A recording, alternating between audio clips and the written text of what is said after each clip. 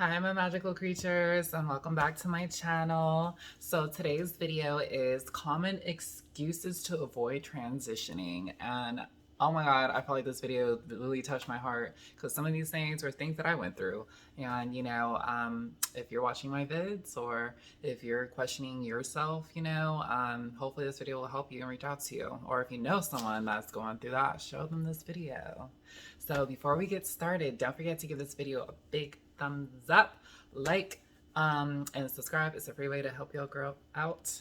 All right, let's get started. Okay, so I have my notes. So the first step is, or I want to say the first excuse that I always hear from other older trans people, it's usually like the older ones that I've noticed that kind of start like making excuses. Even younger ones too.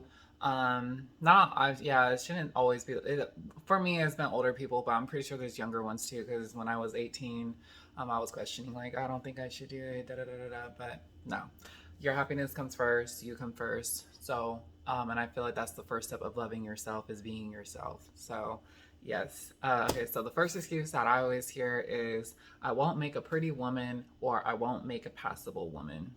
Okay. Let me just stop you right there.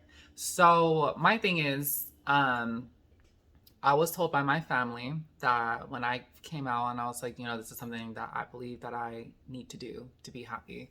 And that's what they said to me is that I would not make a pretty woman. And there's other trans women that like Cassandra Cass, she said that her father said that to her. And, it's a very common thing. And you know what? For them to say that, that is so not right because they don't know and you don't know that you're not going to make a pretty woman or a passable woman.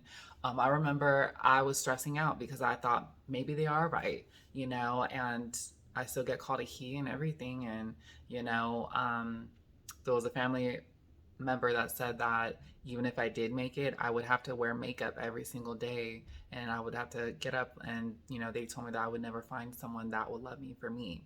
And you know what? That is just complete BS. And it's their fears projected onto you because that's, they don't understand and they're just fearful. It's fear.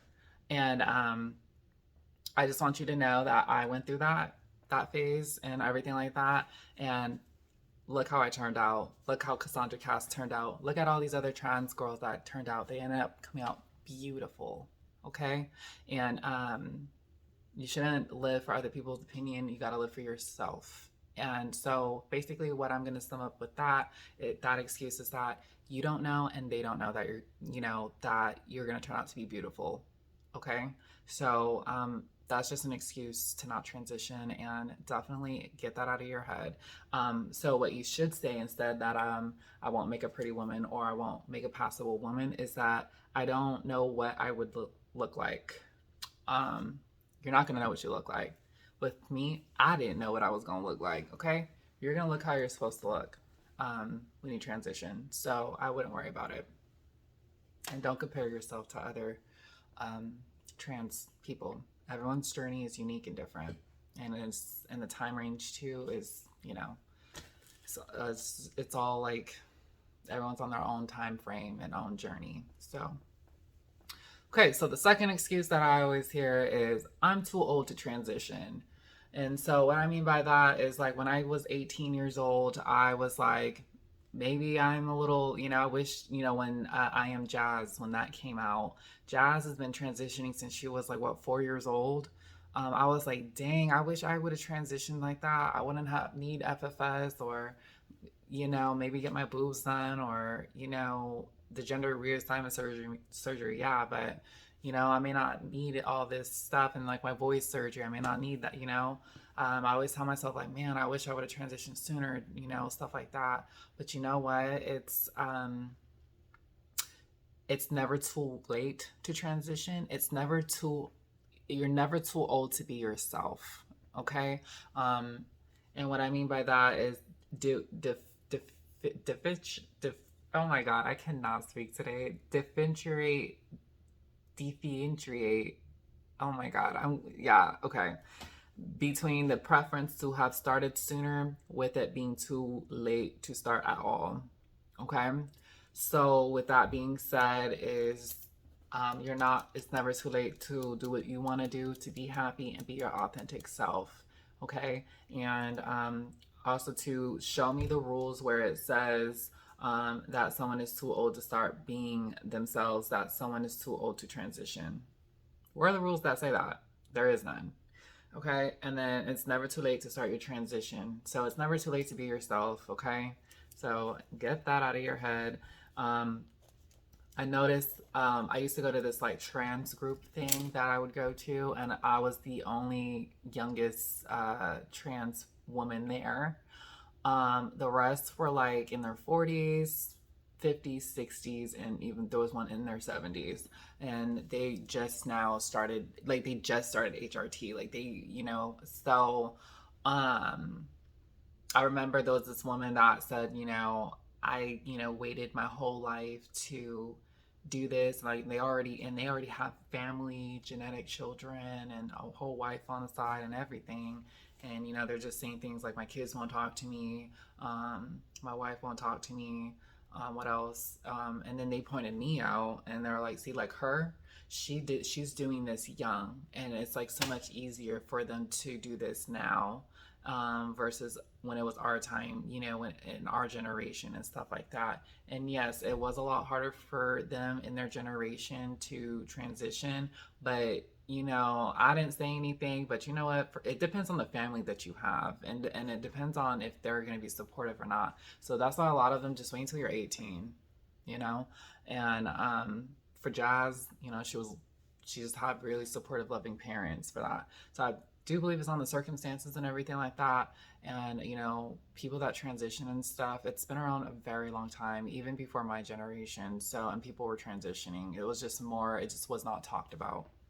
So with that being said, for her, I think she was like in her 60s. She was just kind of like, she pointed me out and was like, well, she was like, see, for her, she's gonna have a life. And me, like, I wish I would have did this sooner, and it's just like, well, at least you're doing it now, and yeah, it sucks that you waited this long, but at the same time, you're being yourself now.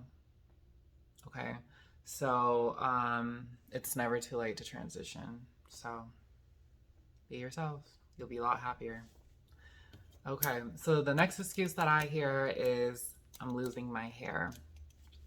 So, with the ladies that I went to this transgender class thing with, some of them, were bald, like right here, stuff like that, and some of them ended up um taking hormone blockers, anti-androgens, to stop, the hair growth and all that. And also too, when they started estrogen, the bald spots, the hair actually grew back. And but it grew back a lot thinner and finer, the hair and everything like that.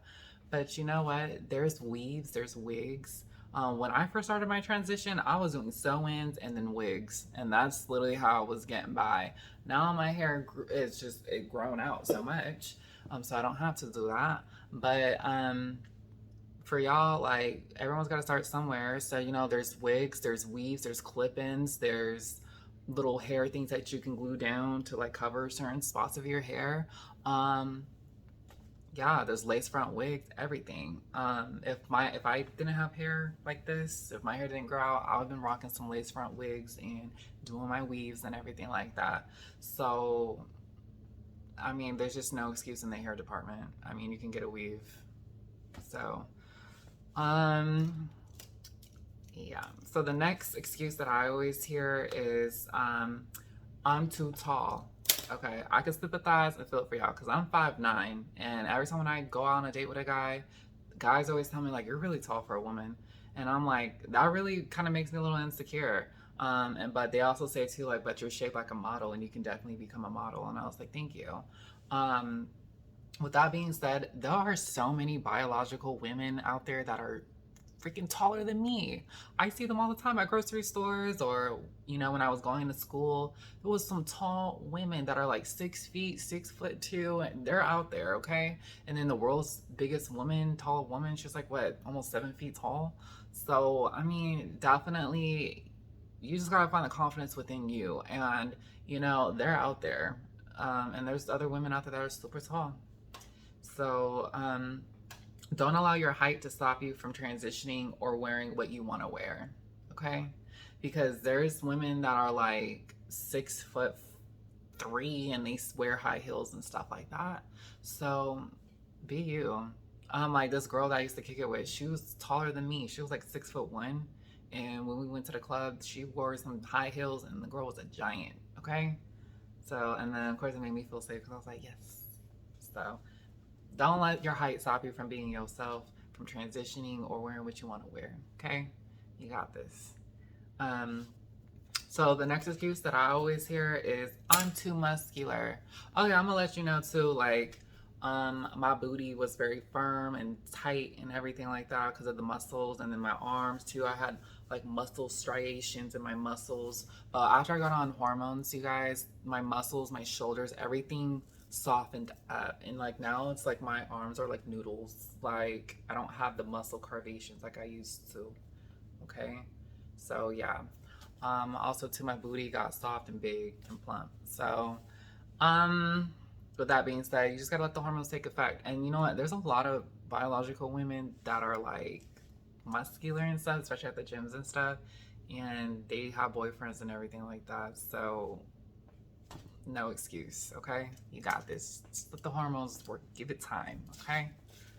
Um, So the next excuse that I always hear is that I'm too hairy. I have hair all over my body. Okay, I'm gonna stop you right there. I come from a hairy family. Okay, you may not see it now, but back then I used to hair everywhere, all over my back, my booty, like just everywhere. I had hair in places that was really like, oh my God, it's too much hair. So what I did is I got laser hair removal. Okay, it was very painful, especially when you're born male and the hair follicle comes in. Men hair follicles are a lot larger and thicker than women, biological women's. So when you get the laser hair removal or electrolysis, it's gonna hurt more because they gotta push up the dial, the level, the intensity of it to really get that hair. And I'm gonna let you know, it hurt so bad for me. I cried a lot. I was just so upset. I was even upset at God. I was like, why in the world was I born like this and I have to go through this treatment and all this stuff? And you know what? It was so hard. And I really feel for y'all. But you know what? That did not stop me from wanting to be myself. And you know what? In the long run, after like 20 sessions of full body laser hair removal, you know what? Now I don't really have hardly any hair on my body, and I have less hair than a biological woman, and that is just so like confident and everything like that. And you know what? And I do love God and everything like that, but you know, that was just I was going through a lot of pain, and I just wanted to take it out on somebody. But you know what? I kind of took from that is that you know what? You do what you have to do to be happy, and you know what? That's just is what it is. You know. So, and then not only that, there's a lot of biological women too that are hairy too. Okay, so it's just not as common. So, and that's something that I realized. Okay, so what is the next note? Okay, so people. So with all those excuses and everything like that, don't make excuses for yourself. And those people that did make excuses for themselves, I wrote it down. They are a lot happier and they don't care about what other people think, at least not as much as they did prior to their transition. So the people that made these excuses up and everything like that, once they ended up becoming themselves and like transitioning and doing what made them happy, even though they may get a little clocked or you know what I'm saying, they're still happy within themselves. And I'm gonna be honest with y'all, when I was going through my transition, there was times where I got clocked. It was really embarrassing. It was awkward, you know, because I had them days where I didn't get clocked, and then that built up my confidence, and then there was days where I did get clocked, you know. So with that being said, is that even though I got clocked, I still was happy within myself. Yeah, I was kind of a little nervous and scared because I didn't want to get judged, but at the same time, that's everybody. And you know, I still continued with this journey, and you know what? I made it through. And boy, was it hard. It was not easy. I remember nights just crying because I didn't think like I was gonna make it, you know, like transitioning or whatever. But you know, I got my FFS and I'm happy, and you know what? I'm good, okay? So, and I'm not saying FFS is the cure of all, but I mean, if you feel like that's gonna make you happy, then go for it. Okay. So, also too, last thing that I wanted to close on, on this is that this is not a race. This is not a beauty contest, although I mean we do strive to look the best and look our part, stuff like that. But it's not a beauty contest, and it's this you doing transitioning is to be happy, be authentic, and find the peace within yourself. Okay, and you know I remember comparing myself to other trans women, like, oh my God, I need hips like that, or I need a booty like that, or I need my boobs that big, just like stuff like that. And you know what? Don't compare yourself to other trans women. And that was something that I did a lot, especially women that were already years ahead of me that started their transition. You know what I mean? So you are a caterpillar, or probably a cocoon watching this video. So depending on where you're at with your transition, it's going to take time. This is not an overnight process. Believe me, it took me 5 years to get to where I'm at. Okay. And you just have to just be patient, and you know what, just live your life and don't compare yourself to other celebs, trans people that you want to be like or be just alike. Do you and be yourself. Okay. And be happy and find the peace within you, because at the end of the day you got to look at yourself in the mirror. So if you're doing transitioning, making yourself happy, whatever, then you know what, you're doing what you're meant to do, and you're being your authentic self, and you're finding the peace within you. So that is all I have to say for this video. I hope you guys love this video. I hope this video resonated with you, and don't forget to give this video a big thumbs up, like, comment, share, subscribe, and I'll see you guys in the next video. Stay magical.